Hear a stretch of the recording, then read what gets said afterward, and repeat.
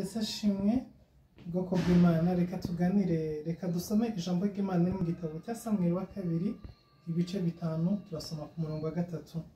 Biravuga ngo nuko abakuru ba Isirayeli bose basanga umwami i Heburoni. Umwami Dawidi asezeranira nabo isezerano imbere y'Uwiteka i Heburoni. Bamwimikisha amavuta ngo abe umwami wa Isirayeli. Imana ihabwe icyubahiro. Muri kano kanya tugiye kuganira ijambo rivuga gusigwa ubwa kabiri cyangwa se amavuta ya kabiri. Mu gitabo cya Samweli wa mbere ibice 16 Bibiliya itwereka ubwo basigaga cyangwa se ubwo Dawidi yasukwagaho amavuta bwa mbere. N'igihe umuhanuzi Samweli yuzuzaga ihembe amavuta, Uwiteka amubwira ngo uzuze ihembe amavuta ngutume kwa Yesayi kugira ngo unyimikire umwami. Samweli arahaguruka yerekeza i Betelehemu, ajya kwa Yesayi, atumiza abahungu ba Yesayi. Uko bose ari 7 ntiyabonamo n'umwe, kugeza igihe Dawidi yazi avuye inyuma y'intama asukwaho amavuta arimikwa. Uko kwari ukwimikwa kwa mbere cyangwa se kwari ugusigwa kwa mbere, yari amavuta ya mbere yaramanutse hejuru y'ubuzima bwa Dawidi. Bibiliya tubwiye mu gitabo cya Samweli wa kabiri ibice 5 ngo Abisirayeli basanga Dawidi Heburoni, bamusukaho amavuta, baramwimika, bamwimikira kuba umwami. Uku kwari ugusigwa kwa kabiri.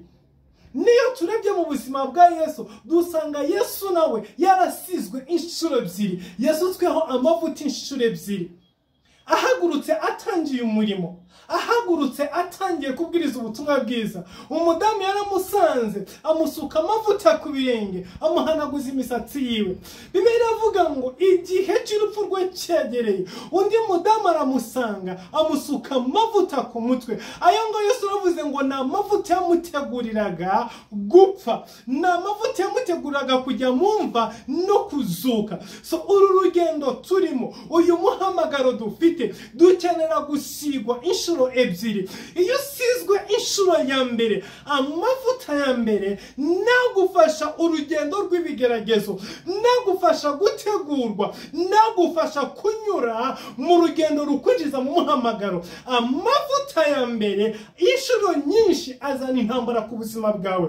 Amavuta ya mbere ahagurutsa abanzi, amavuta ya mbere ahagurutsa abakurwanya, amavuta ya mbere ahamagara ibibazo n'intambara zitandukanye ku buzima bwawe.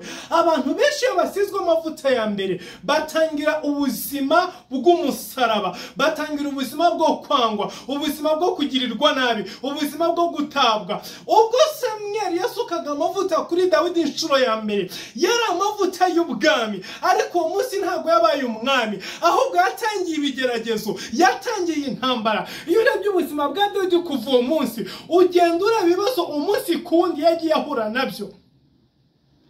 Yambuwe umugore we wa mbere, Sawuli yatangiye kumuhiga, nicyo gihe yatangiye guhangana na Goliyati, nicyo gihe yatangiye ubuhungiro, nicyo gihe yatangiye kujya mu ishyamba yiruka nk'ijoro n'amanywa. Yahuye n'ibibazo bitagira uko bingana, kandi yari umwami, ariko yari umwami utagaragara. Amavuta ya mbere uba uri umwami mwibanga, ariko ntabwo uba uri umwami ugaragara. Inyuma y'abantu bakura bakubona nk'ufite ibibazo, bakubona nk'umuntu isi yanze, bakubona nk'umuntu isi yataye, bakubona nk'umuntu uba mu bigeragezo no mu ntambara, ariko mu bundi buryo uba uri umwami. Ariko amavuta ya mbere ntagatuma ugaragara nk'umwami, ahubwo ugaragara nk'umucakara, ugaragara nk'umukozi. Ubwo Dawidi yasigwaga amavuta ya mbere yo kuba umwami, ntabwo yabaye umwami abantu bakurikira, abantu bayoboka, abantu baha agaciro. Ariko ubwo yasukwagaho amavuta ya kabiri, nicyo gihe ubwami bwiwe bwagaragaye. Biravuga ngo bamusanga i Heburoni, bamusuka amavuta, baramuzana, baramwimika nk'umwami wa Isirayeli. Yari amavuta ya kabiri. Muri uru rugendo, muri ubu buzima, muri uyu muhamagaro, dukenera amavuta ya kabiri. Iyo dufite amavuta ya mbere, duhora mu bibazo, duhora mu ntambara, dukomeza duca mu ngorane zitandukanye. Ariko iyo dusutsweho amavuta ya kabiri, twinjira aho Imana yaduhamagariye. iyo dusizwe amavuta ya kabiri twinjira mu masezerano. Iyo dusizwe amavuta ya kabiri twambara ikamba ry'ubwami ku mitwe yacu. Muri iki cyumweru tugiye gutangira gukora ku itariki 27 kugera ku itariki 29 tuba dufite amasengesho y'iminsi 3. Muri ayo masengesho afite intego ivuga ngo kuzuza amavuta mu itabaza no gusigwa ubwa kabiri. Tuzaba turimo dusenga kugira ngo Imana idusuka amavuta ya kabiri, kuko benshi muri twebwe dufite amavuta y'uburyo bwa mbere. Dufite amavuta ya mbere y'i Betelehemu, ariko nta mavuta ya Heburoni dufite. Rero kubera kugira amavuta y'i Betelehemu ntitujye amavuta y'i Heburoni, dufite intambara zitabarika mu buzima bwacu. Iki ni igihe cyo kugira ngo dusenge, dusabe Imana idusiga amavuta ya kabiri yo kwinjira mu masezerano.